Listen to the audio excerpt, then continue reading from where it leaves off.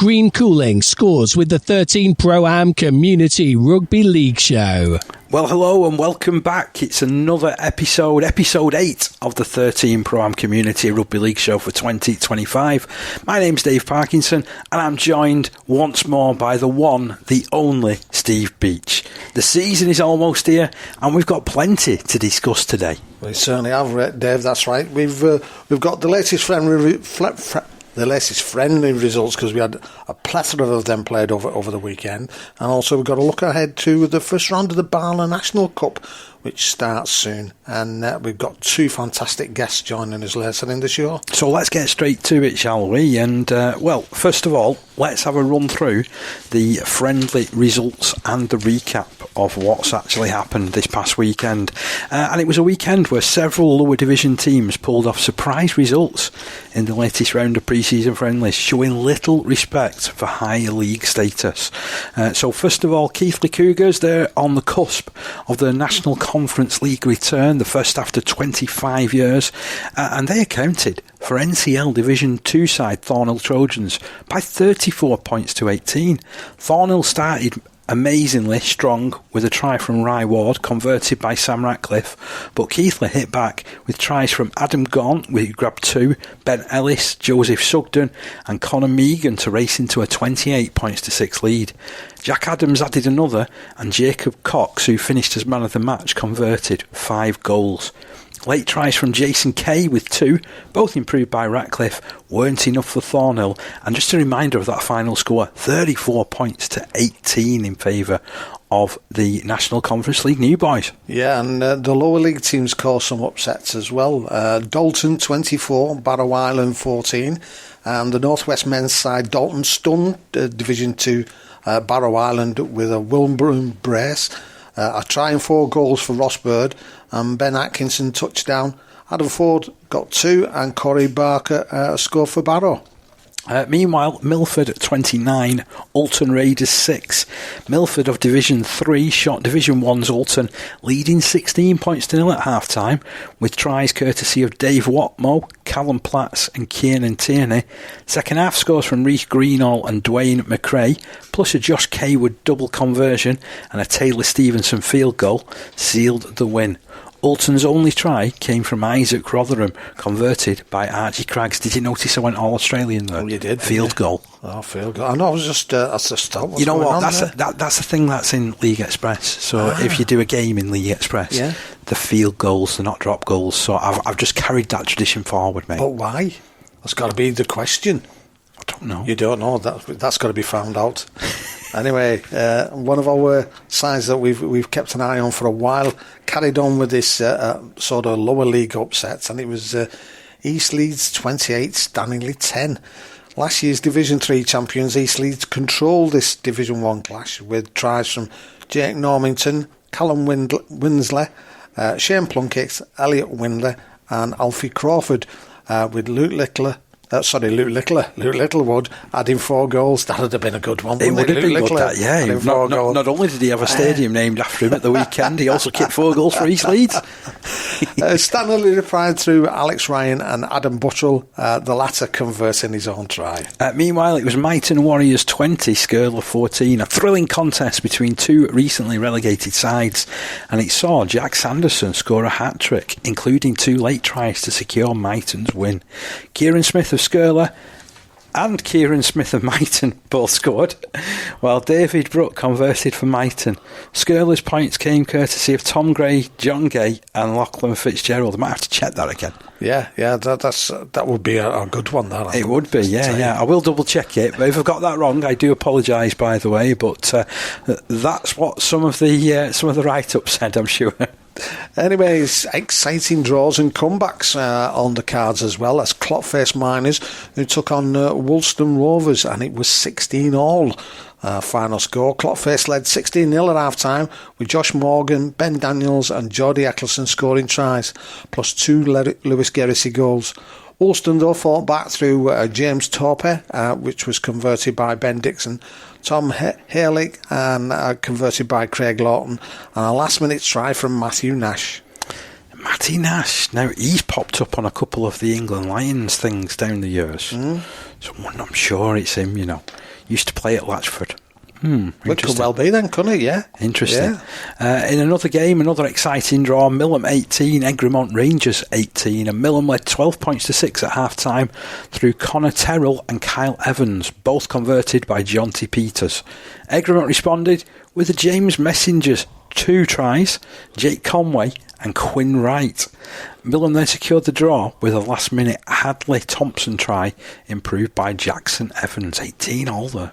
And there was a real titanic battle on between Normanton Knights and Lock Lane. It was Normanton Knights 22, Lock Lane 30. Normanton led 16-6 at half-time with Sam Butler, Elliot Davey and Adam Biscombe scoring tries and Charlie Barker converting twice. Lock Lane, though, rode back with 2 tries from Nathan Fozzard, Dan Sowerby and Tom Sowerby, with Fozzard adding 4 goals. There are a couple of other notable results to tell you about as well. So Dewsbury Moor 22, Driglington 10, and Will Clarkson with 2, Theo Morn and Henry Brown led the way for Moore. Harry Hartley kicking 2 goals and Morn adding 1 goal.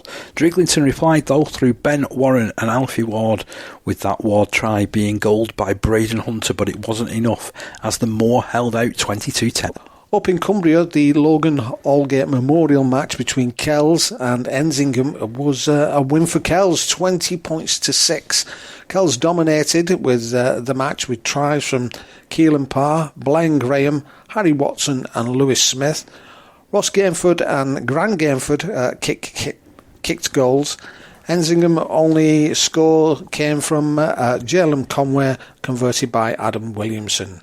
A couple of names there that I recognise from Lion squads as well. Jalen Conway, for starters there, from a Ensingham point of view. And elsewhere, it was the Ben Restall Memorial game between Shawcross Sharks and Dewsbury Celtic. Shawcross Sharks coming out on top by 30 points to 12. And Shawcross built a 24 points to 0 half-time lead with Callum Barker scoring twice, Evan Stevenson with a try and 4 goals, and Brad Wakinshaw grabbing the other score. Celtic responded with Tom Bottomley going over twice, with a try converted by Jordan Hurst, but Lewis Bayliss and another Stevenson goal secured the Sharks win. And Lee East, they were at home and had a game against Hindley. Lewis Else scored 2 tries, Jasper Cottle, Cam Taylor-Clark, Conor Graney, Oscar Hansen and Corbin Fletcher scored for Lee East, with Craig Mullen converting 3, Connor Padden got him his only try. Craig Mullen, by the way, former Super League player. Played for Lee back in 2021. I spent a number of years with Wigan as well coming through. So isn't it great to see him heading back into Rugby League and pulling on the Lee East jumper. Elsewhere, it was Ince Rose Bridge who beat Springview by 30 points to 6. That is your roundup of the fixtures or of the games that took place from a friendly point of view this past weekend. Some really interesting results. Yeah, certainly is, Dave. So where should we go next? Let's go BARLA National Cup, shall we? BARLA National Cup, and we're gearing up for one of the biggest events in the Community Rugby League calendar. Does it start? It starts this weekend, yet. It's the BARLA National Cup. There's a buzz around the competition this year, and it's electric, isn't it? There's 28 teams that are going to be involved. 24 of them, they'll be in action this coming weekend, kicking off their campaigns this very Saturday. And after a few lean years, it's fantastic to see such a strong turnout this time. Yeah, absolutely, Dave. It's a testament to the health of the game at the moment. And with 4 teams getting a bye in this first round, the anticipation certainly is building. Who are the teams to watch out for? Oh, I'll tell you what, you're chucking me a low pass Thursday. This could go against me, couldn't it, here? But, I mean, you're looking at it, and there's a few clubs that have already spoken about moving forward in this competition. Keighley Albion, which you'll hear their coach, Tim Woodhead, in a few minutes' time. He mentioned about aiming to try and get them on a positive spin for the rest of the season and go deep within this cup competition. Yeah. You've got to look at Wathborough Hornets. I think although they've lost a number of players to the professional ranks, both Whitehaven and Workington seem to have benefited from the work that's been done over at Wathborough over a number of years. They'll still fancy going deep into the competition. this is a comp that Woolston Rovers haven't been in for a long time and haven't had the success of perhaps some of the earlier Woolston sides. Yeah. So I know that they're very keen to go deep within the competition.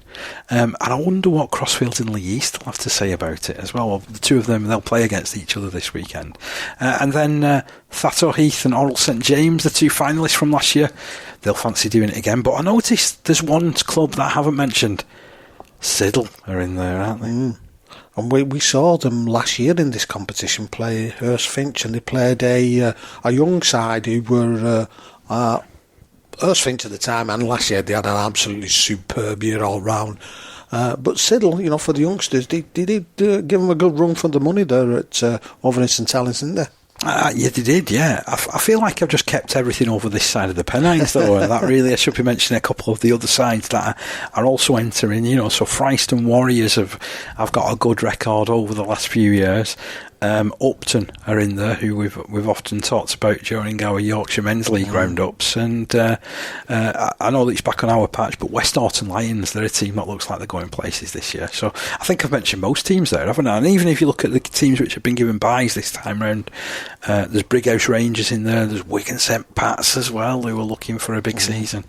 Yeah, certainly are, and it's one of those things where it's pity there wasn't an extra 4 teams in, so we had everybody was playing this weekend. But the thing is as well, obviously those 4 teams who are having byes will be just keeping their eye on those teams that they're possibly be coming up against in the next few weeks or so.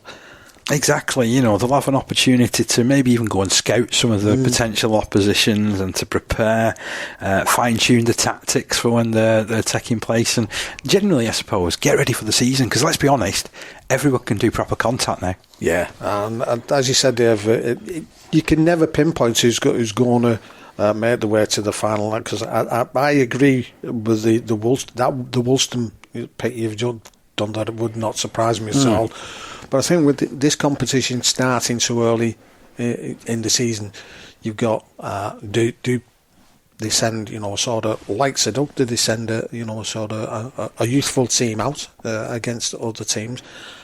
Do they go full in straight away? Are they it's early doors match wise? Do they play? A lot of these teams are coming against teams who they've either not played or they've not played regular.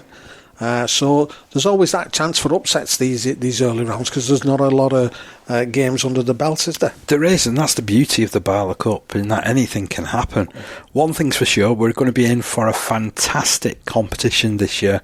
As we always say, any rugby league features passion, skill and drama, so you've got to have to be there. Yeah, certainly, Dave. BARLA National Cup, it's a true celebration of the grassroots rugby league, and we here at 13 Pro-Am Community Rugby League will be following the action right from the very start. Yeah, let us run through those fixtures though as well, so I don't think we mentioned all of them, did we? So in round 1, Pilkington Rex host Keighley Albion, Wathbrow Hornets are at home to Driglington, Woolston Rovers head over to Normanton Knights, and West Orton Lions, they travel over the Pennines to play against Upton.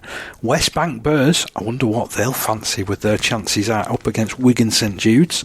Lee East are at home to Crossfields. Blackbrook, they're up against West Hull. I didn't mention West Hull, did I?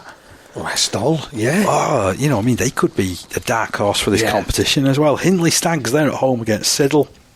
Kippax Welfare travel over to Eastmoor Dragons. Shalston Rovers make the short trip over to Fryston Warriors. It's an all St Helens derby. Thatto Heath against Hurst Finch. And Featherstone Lions take on last year's finalists Oral St James. Going to be a thriller, that one. So there's Wigan St Pat's, King Cross Park, Folly Lane and Brighouse Rangers, who sit and await the winners and getting involved in the next round. Yeah, well, one of the interesting ones that jumps out there, same as you were mentioning before, about obviously Keighley Albion looking to start their running the NCL in a week or so's time, coming up against Pilks Rex. Now, we've been following Pilks Rex, they're sort of the fall to where they are at the moment. But last season they had a more of a stable. Certainly the second half of the season. The second half of the season they were really excellent, good. Weren't they? So that is going to be a good tester for Keighley Albion, I must say, because I'm sure Piltrax will want to carry on from where they finished last season. But yeah, that's what I like about this competition.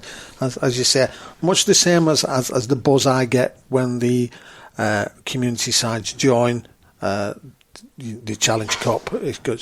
There's a chance that they're playing against teams they're never going to play against, and all that sort of thing. And this is exactly the same in that, so you're looking at the Blackpool Royals and Westall, like you've just been on about. Any other time, I mean, years ago you may have got that coming off, but now, I mean, it's all I can say is, if you're not doing anything this weekend, get out and go and see some of these games, because every single one of those you will get, real competitive rugby. It'll be a real treat. Well, I certainly fancy getting out to one or two of them, but I can only pick one, can't I? Knowing you get everywhere, so it doesn't surprise me. Depends if there's any other kickoffs. Can you just stagger your kickoff? Parky's diving down the East Lancs Road. Can anybody play on a Friday, or can some of you play on a Sunday? That would. Oh, I'll tell you what. Right, let's have the first interview that's coming up in this episode, shall we? So, a couple of days ago, I had a chat with Johnny Kirk. He's the Normanton Knights head coach. Expectations are high for the season.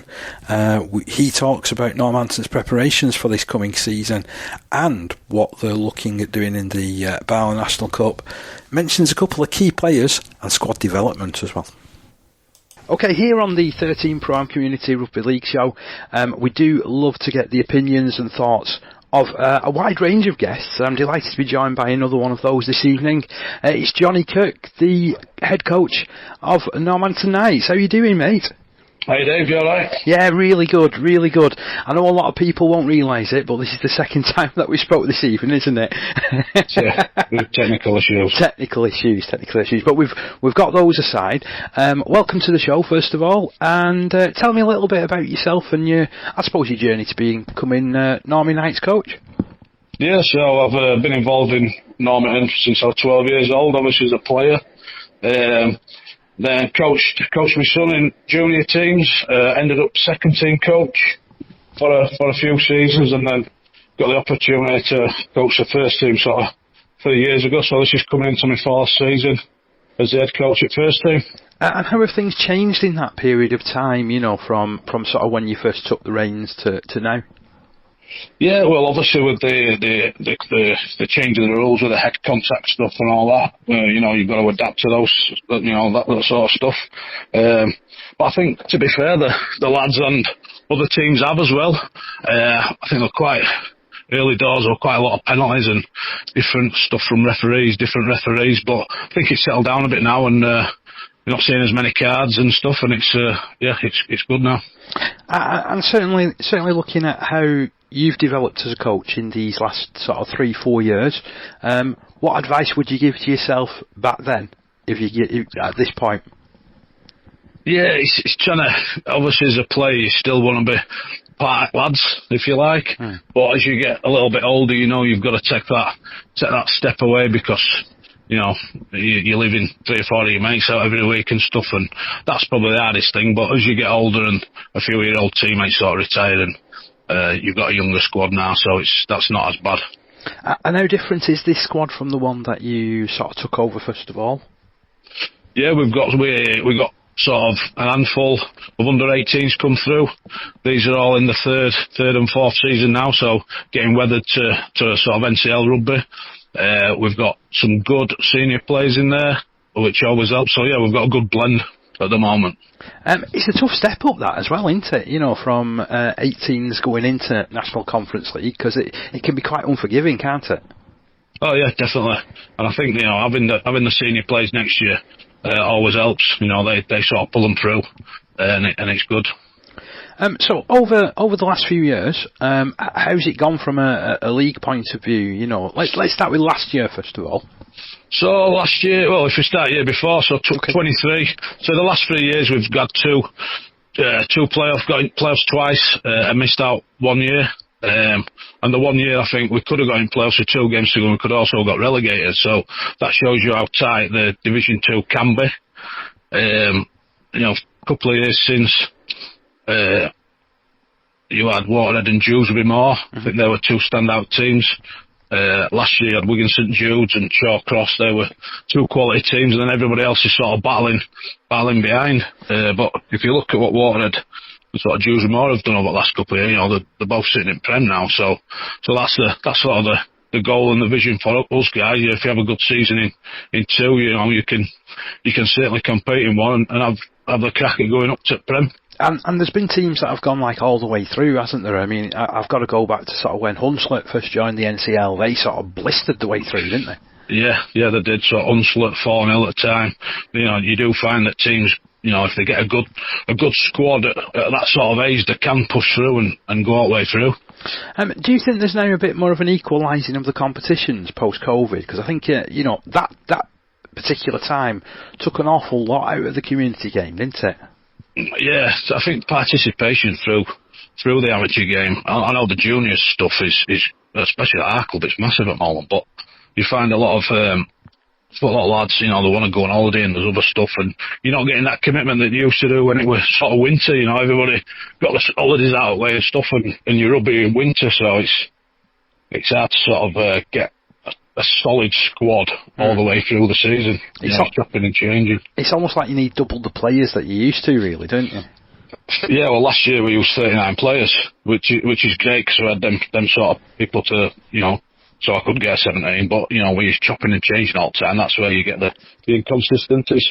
Yeah, that's not too bad. When I've spoke to other coaches around the leagues, I think it was Thato Heath used 54 players last season, and yet, you know, Siddle used 25. So that kind of like shows what can happen when you get the settled, as you said, the settled players and that commitment and buy-in, isn't it? Yeah, definitely. And that's a lot of what we spoke about in the off season this year to the guys. You know, we need a 25 sort of squad that we can pick from, and everybody sort of buy into that. And we have done that this year. We generally start pre-season straight after Christmas. This year they wanted to start early, so we started in November. And that's pretty good commitment, isn't it? You know, when lads are wanting to start early as well.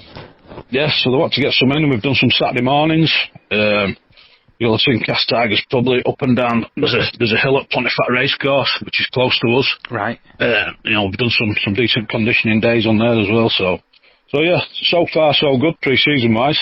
I was going to ask, you know, because I mean, around your area, there's quite a number of clubs, isn't there? You know, is it a case of, you know, like a lot of clubs almost sharing or having to book space in various places, or are you all right? You know, can you manage it, kind of thing? Yeah, well, AstroTurf's probably it's quite scarce around where we are. So we've been in a strength and conditioning gym. We've got a 10-week block in there. So we've got 3 weeks of that left. We've been in a jiu-jitsu sort of place with crash mats. We've done some grapple and some wrestle. Lads bought into that, and like I say, we've been managed to get outside on a Saturday morning. Give him a bit of a beasting and took the ball about a little bit. I love that description. Bit of a beasting. Yeah. So, I know you talked a little bit about the buy-in. How's it looking then? You know, is everybody sort of like chomping at the bit to get going? You got your first friendly, of course, this weekend, haven't you? Yeah, first friendly against Loch Lane at home, which will be good. Over the last season we had our field dug up. And that's all been relayed, so that's looking really well. So I've got about 28 people who want to play on Saturday, so I'm going to let everybody have a run about, and then pick a 17 to into National Cup against Woolston. Let's talk a little bit about that, because obviously the National Cup isn't really as high on the priority list as it once upon a time was, which is, you know, a great disappointment for people like me who love community rugby league. But there's a few decent sides that have entered it. You mentioned that you're playing against Woolston, so I mean that's going to be a bit of a challenge, isn't it, with them being a higher division place team? Yes, definitely. It'll be a challenge, but we're at home, which is a good thing. And we'll just have to see what happens on. You know, it's early days in season. It's not going to be champagne rugby from both sides really, but hopefully we'll give a good account of ourselves. And tell us a little bit about it, because I spoke to various people about the trip to Army, and they always almost shake with dread. You can tell when I've spoken to them, sort of like, it's known as the Boneyard, isn't it? The Graveyard. The Graveyard, right, okay. Yeah. I don't know where that's come from, to be fair. I was going to say, tell us a bit about it. How's it got that reputation? Not sure, to be fair. The Graveyard, we had a sponsor one year, funeral director. So I'm not sure if that had anything to do with it, so... It was a Graveyard sponsored by McTeague Funeral Directors. Oh, that's a genius sponsorship. That that is fantastic. That, to be honest. So, what would you see as a successful year this season then? It's trying to get in playoffs or better, and try and get out of this league. It is a tough league. I think we've got 3 Cumbria trips this year. Skirlow and Old Dockers. We've got 2 St Helens teams, I think, Lockface and Pilks. And then some local games. Biglinton, who's new to Division 2, I think. East Leeds, who I think they've recruited really well, so they'll be tough. And then Thornhill and Dewsbury Celtic. So, on paper there's no easy games. No, I mean, that's sort of like quite a mouth-watering division, that really, isn't it? How do you find, going from like season to season? Because particularly in Divisions 1 and 2, it's basically half a division swap each season, isn't it? 3 go up, 3 come down. Yeah, well, it's good because you get to go to places that you haven't been to before or haven't been to for a while. So yeah, and it's then getting used to the standout place for each team. You try and get a bit on social media or a bit on YouTube to do a bit of digging into another team, but yeah, it's good to see different teams, I think. And from an Army point of view, I'm guessing that your local rivals are things like your Featherstone Lions, are they? Yeah. So Fev Lions, recently it's been Shawcross. They're probably the closest one to us. Okay. We've had some good ding-dongs with them over the years, good set of lads as well. They've gone up this year, so I think the closest one now will probably be Dewsbury Celtic. That's probably our localist derby, really. Okay. And I know, like you say, you've already touched upon a couple of the teams have recruited really strongly, haven't they? I know East Leeds have been particularly pleased to put out the names that they've recruited for this next season, and on paper at least, it looks like a good squad, that, doesn't it? Oh yeah, definitely. I think, looking at what they've announced and the squad they've got together, they're looking like the team to beat, so it's...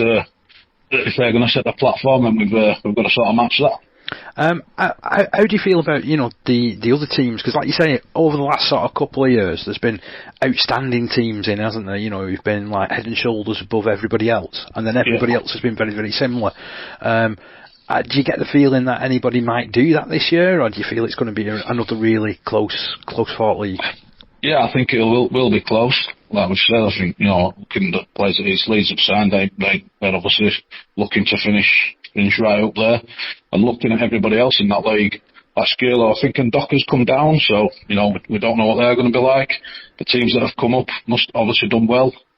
3 Cumbria trips is always tough, so yeah, I think it's going to be a really, really interesting and close league this year.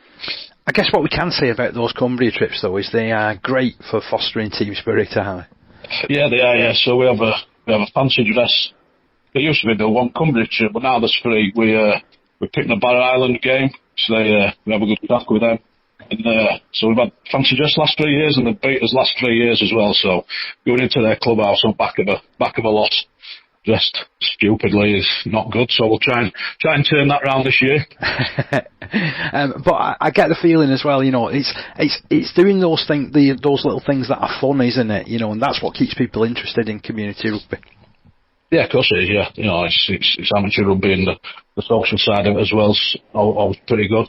Good for team spirit and team morale, and that's what keeps sort of clubs going. If you get a good set of lads with good morale, it's probably better sometimes than having 5 standout players. If you've got a good 17 and a good squad of players that's all sort of mates and having a good laugh together as well, it sets you in good stead. And obviously from a National Conference League point of view and sort of looking in, what players should we be looking out for you guys? Who's been going well in your pre-season so far?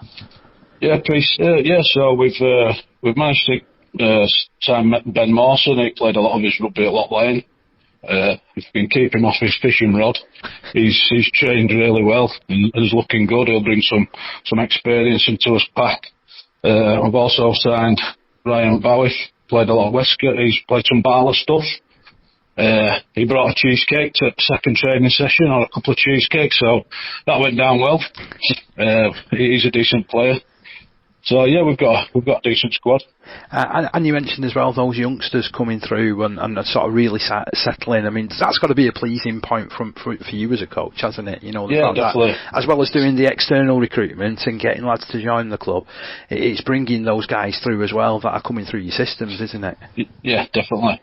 And they haven't missed training, and they're playing in key positions as well. We've got Tails at 7, Tom at 9, a couple of forwards. So yeah, they're really, like I said, they're into the third year now, so hopefully they can make a good account of themselves for this year. Johnny, I really look forward to catching up with you again over the course of the season to sort of see how things are going. But thank you very much, and best of luck in your couple of games that you've got coming up, mate. Yes, definitely. Cheers, Dave. Thank you. Green Cooling keeps the 13 Pro-Am Community Rugby League show cool, even when tackles get heated. Got to say, Dave, very interesting interview that. And I think the more cheesecakes you bring to training, you've got a better chance of playing for them. You know, out of all that, there was two things that stood out. So it was the comment about how the graveyard got its name. Yeah, I thought that was excellent, yeah. And the sponsorship deal, and I thought, he's absolutely brilliant. And then that cheesecake and the guy with his fishing rod. Yeah, I can just imagine a wrestling this fishing rod off this guy and say, "Come on, down to training now. Come on." Put that cod down and pick up this rugby ball. But really great to hear from Johnny. And I mean, he's right in what he says, isn't he? Over the last few years, they've been knocking on the doors of the playoffs, haven't they? Yeah. So I wonder whether this will be the year. It's going to be interesting. It's like you were discussing there towards the end, and to be honest, we mentioned this regular because there are 3 up and 3 down. It does shake things up, and I can understand what he's saying. It makes it fresh. Sort of you're not playing the same teams all the time, and you're sort of going up against teams who have come down. So you're thinking, they've got to test themselves there, and then argumentative wise, you could say, well, therefore we should easily beat the teams that are coming up, but. Doesn't happen that way, does it? No, they've come up for a reason, haven't they? So when you're in that middle part, you've got to really be on your toes, haven't you? And sometimes the teams that are coming into the National Conference League, they're really, really strong, aren't they? And they tend to bounce through the divisions, and we've seen that happen so many times in the past. And referencing what he was saying there again, which certainly last season we were sort of amazed at, was how easily you can win a couple of matches and you're right in there amongst the sort of promotion candidates, and you lose a couple of matches and suddenly hang on you're looking over your shoulder, aren't you? The trapdoor's coming closer and closer. So it does make it really interesting, and I'm looking for. I do look those lower divisions, like you say. I really look forward to those because it's one of those where I think everybody more or less, to a certain degree, unless you do get somebody like an East Leeds, and somebody who is really having a bad season because of a lot of the time because of off-field sorts of things, rather than the actual rugby per se impacts on things. Or maybe they've had a few players that have either moved on to the professional game, or players who just got old. Because it happens, and there's a refresh, and sometimes that can take a few years. But I seriously believe that now, sort of 3 or 4 years post-COVID, we're starting to get to what the leagues look like by the way of the strengths. Yeah. Do you get that feeling? I do. Yeah, it's going. Sort of. You get to that period where you like this year. We've mentioned Hunslet a couple of times. They're them, and Westall before them have been the teams who have been, sort of, it's going to be them more or less who's going to be against someone else, if not against each other in the final. And I think this year it's, Siddle last year were really, really good. They got to the final. They're going to, be stronger.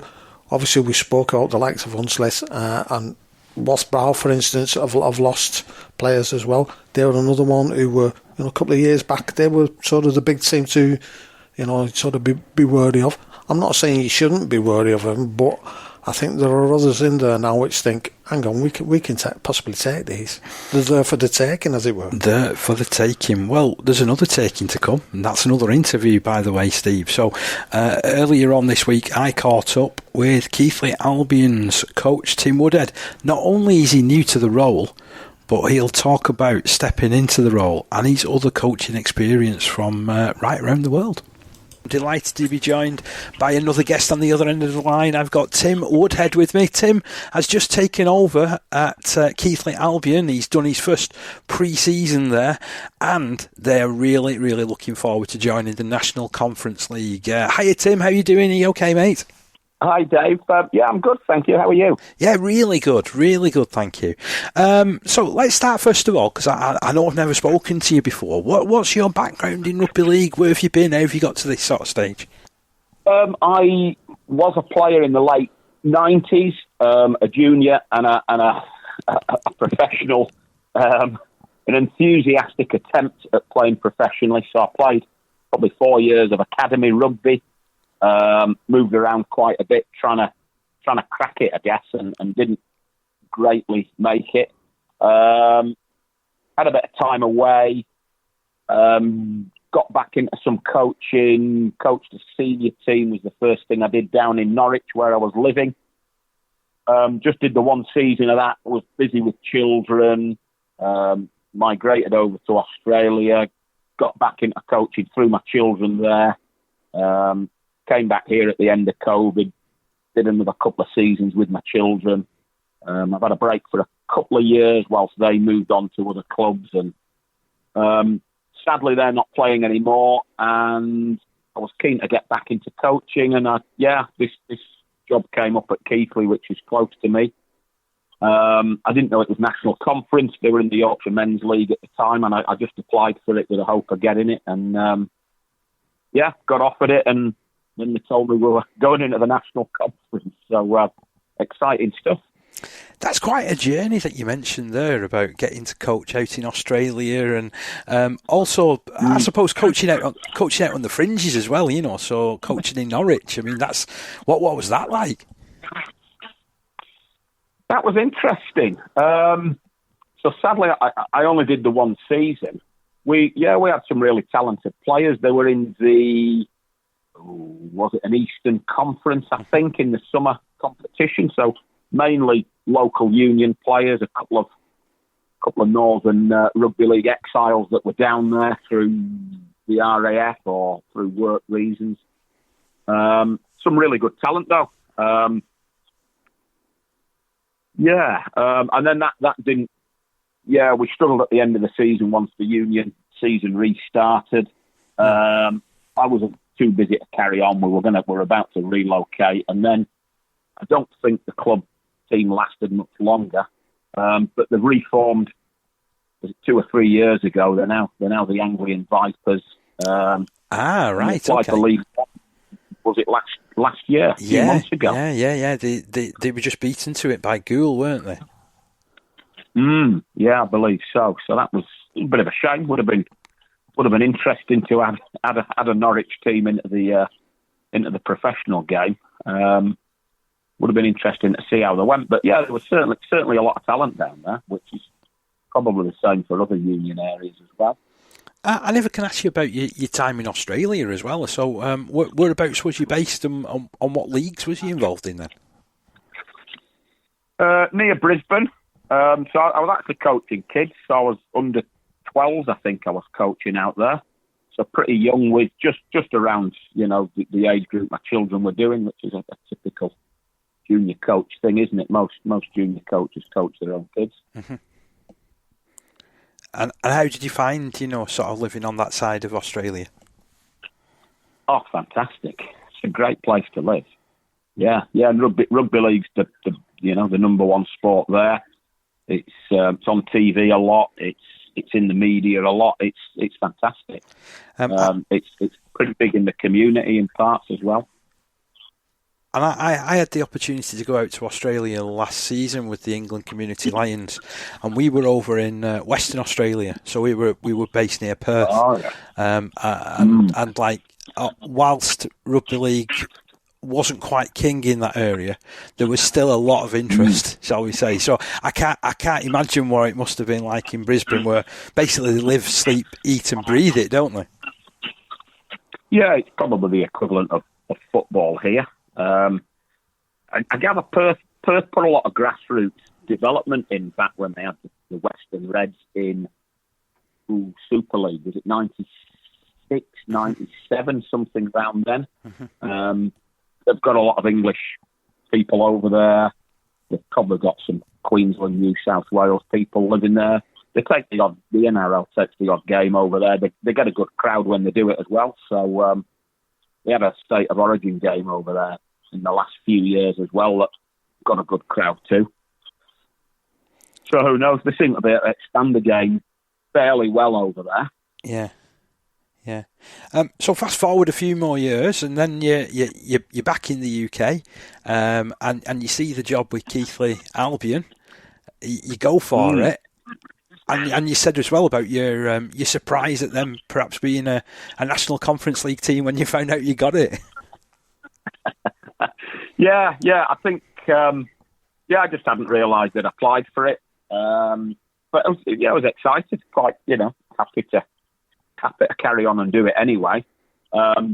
Just a higher standard than I'd realised. A little bit more travel, but we've got some exciting fixtures for the season. We're going to be from sort of Hull to Cumbria and a few bits in between. And how have you settled into that coaching role? And how's the club basically took you on board? Yeah, they've been great. So the committee have been really, really supportive. They've sort of given me an opportunity. I guess I've come from that background of mainly kids. I've done a little bit of work with, as a volunteer with Leeds Rhinos Talent Pathway sort of community schemes, which is a really good thing that they run for coaches in the community to get a bit of experience and work with other coaches. But I haven't done senior coaching since 2009, so I guess it's a bit of a punt for them. But the committee have been really supportive. The players have been great. They've been really committed. They wanted to start the pre-season earlier than I'd originally planned, so who was I to say no? And they've trained well. Yeah, they've been really committed. We've had some big numbers. I think we've had 60 players trained so far. Not all on the same night, which would have been a handful. But we're getting 35, 40 players on one of the evenings that we train. So they've been really good. Those are fantastic numbers, those, aren't they? And it does point to the fact that this seems to have really added new impetus to the club. This nomination and coming into the National Conference League. I think it has. The players that are here, that have been here a while, are really excited. We've got some ex-players coming back. We've had, guys who've played professionally. Ben Sagar's played, I'm going to make it up, 150 plus games, I think, in Championship and League One. We've got some other players who played some professional rugby coming back. So I think it's helping to attract some high-level players back into the club. And of course, as a club yourselves, the juniors are there, aren't they? And all the junior systems and everybody coming through. So you've got something to underpin that as well, haven't you? Yeah, I think there's quite a successful junior section. I think the challenge, like lots of clubs have, is there's that age group, isn't there now, when you start to lose players, be it under 16s, going into under 18s becomes a challenge. There's a few under 16s, there's no under 18s teams, so there's some of last year's under 16s, I think, around. If we can get everybody, that's been to training to sign up and continue, there's an argument that, we might be able to put that sort of third team, that team in the Merit League out, which would be a great sort of stepping stone for those just turned 17-year-old players. We've got a couple though who are going to go straight into the academy at least, and I think he'll go really well. So it sounds like it's been a good first couple of months in charge for you. Yeah, it's been good. It's been good. As I said, training's been going well. The lads seem to be buying in quite well. They've got a good attitude. They're keen to make the first team. I think we've got some competition now. We had a really good performance and a good on the whole, and a good win in a friendly game against Thornhill on Saturday. Got some tough decisions. We've got a national cup match away at Pilkington Rex on Saturday, which we know is going to be a big one. So we've got some tough decisions on the 17 we can take. And looking at that game at the weekend as well, I mean, you beat a team that, by league standings, is like a division and a half above you, really. So I mean, that's a really good start, isn't it? Yeah. As I said, we were sort of aiming to compete, and really just take it as a trial. Have a go at doing what we've been doing in training. We had a really good opposed session with West Bowling 2 or 3 weeks earlier, a sort of non-contact session, but that was good. That put us under a bit of pressure. They know how to throw a ball around. They're a well-drilled, very, very good attacking side, and in defence to put us under a bit of pressure. So that really helped. But as I said, it was non-contact, so we just wanted to get back into the swing of things, get out playing, try and put some things we've been doing in training into place. And a lot of that was really good. Shown us, there's a few things we still need to develop and get better at. And I guess winning was a bonus, I think, more than the aim. But it's great. It was great for the atmosphere. We had I don't know what the official crowd was. It was, it looked to be a couple of hundred off the top of my head as an estimate. It was a sunny day for February in Keighley, as sunny as it can be. Lively crowd, just good atmosphere, but the players were really, really over the moon to have got a win against, as you said, a team from a higher division. And, we've come up a division and they're a division above us still. So, on paper, a really good result for us. And when you're looking at it as well, was it Adam Gaunt scored a couple of tries for you? I'm just looking at the team sheet that you put out, and I know it's not all about the points and how they're spread, but it looks like there was a good spread of points. Yeah, we scored some good tries. We moved the ball around quite well. We got a couple of tries wide out. We got quite a range of places where we had some success, which is good. The aim is that we can get 13 attacking players on the field, 13 defenders out there as well is the other aim. But we don't want to be a 1, 2, 3, 4-man team. We want to be a team that's going to be, hard to defend against, that we've got attacking threat all over, and that's the aim. So, it was a really good start. We're really, really happy with a lot of what we did. This is always the big challenge, isn't it, I suppose, at community level, because you've got players that are maybe at different levels and different skill levels, or, different things that they've been asked to do in the past as well. So, from the sounds of it, you've come at it with, I want a real attacking, way of going about rugby league. I want it to be attractive. I want to be able to score from all different points and have people offering different things to the game. So I'd imagine as a point, then that's pretty good from your squad that they've been able to buy into that for you. Yeah, it's they've been really good with it. We've sort of given them a bit of license to look. If you think it's on, then it's on, and you have a go. I don't really want to be in that grind of 5 drives and a kick downfield. It's pretty safe, isn't it? And you complete your sets, but I don't think it challenges the defence very much. I don't want defences having an easy time, I want them having to work really hard. But on the other side of it, we've done a lot of work on defence as well, and There's no point being able to score points if you're going to leak 20, 24 points a game. You're going to struggle to win many games. So that side of the ball needs to be really strong as well. Yeah, ideally, you don't want every game to be ending 32-30, do you? Or that type of thing, if you can help it. No, because there's not a lot of difference between a 32-30 win and a 32-30 loss either. They go either way, can't they? So we're not solely attack focused and we're not solely defence focused. We're going to need to be good at both. And as you mentioned, Tim, it's quite a widespread division geographically, isn't it? It's Division 3 of the National Conference this year. Yeah, I've not really looked at the other divisions as the more travelling, but I think I believe we've got a couple of trips to Hull, a couple of trips to Cumbria, Lee East, Featherstone, Milford's down the road, Saddleworth's not too far away either. So yeah, it's quite a mix. I'll tell you what, there's some journeys there where you can certainly look at team bonding on the way, can't you? Yeah, there's some coach trips involved, which is it's been a big investment by the club to be able to fund that. They don't come cheap.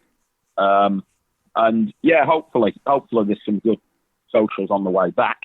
But yeah, we're aiming to play well when we do go on the road. We don't want to be, we're going to get our priorities straight there and turn up and play to the best we can and, aim to have something to celebrate on the way home.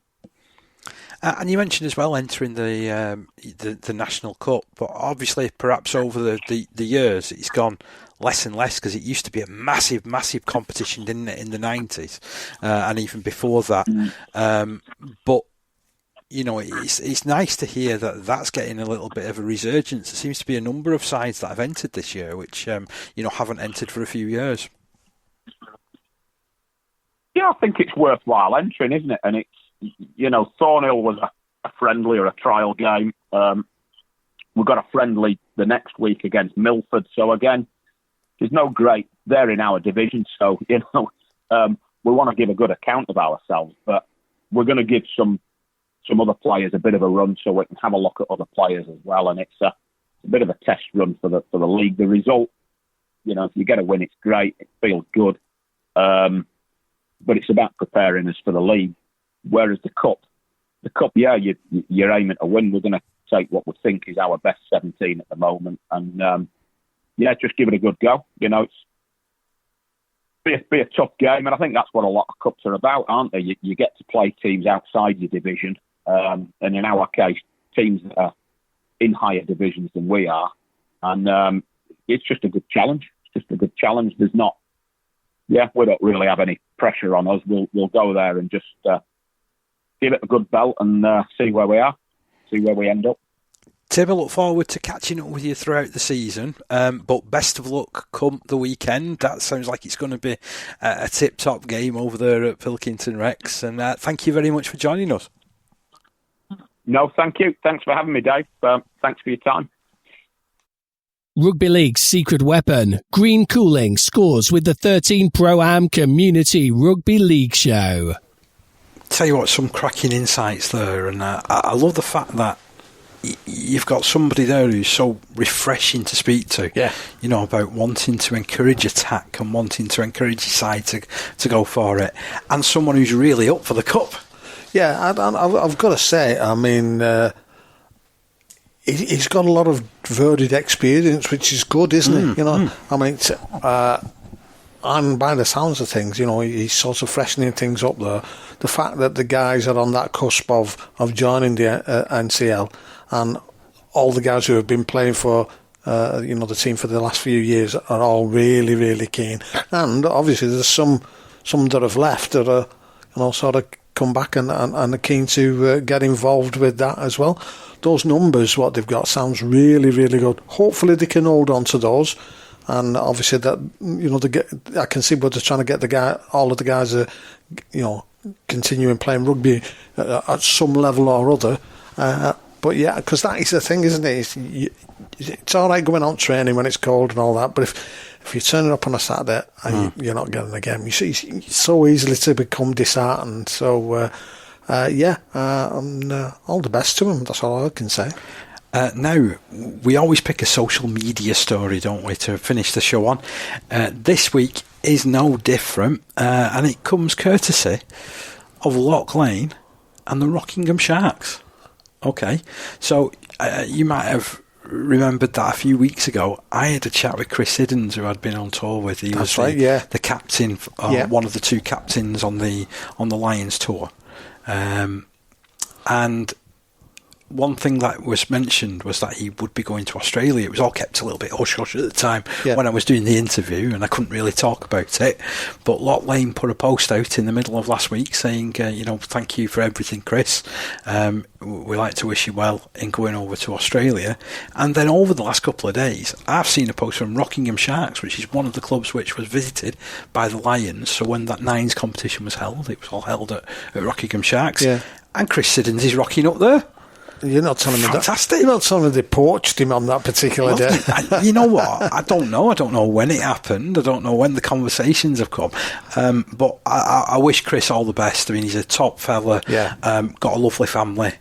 Who really did lap up the way of life over in Australia during the time of that tour. And let's be honest, he's given so much to Loch Lane down the years. He deserves to finish on his terms, doesn't he? Yeah, but we've said this before. Anybody who gets the chance to go there in whatever way, shape, or form, with regards to, certainly from a rugby point of view, grasp it with both hands. If the opportunity comes along, and I'm sure both he and his family will enjoy it over there while it lasts. Definitely. Well, we'll be back next week with far more coverage. But in the meantime, thank you very much for listening. Don't forget to subscribe and share. We'll see you next time. Every tackle, every try, every scrum. Green Cooling is proud to be part of the Community Rugby League family.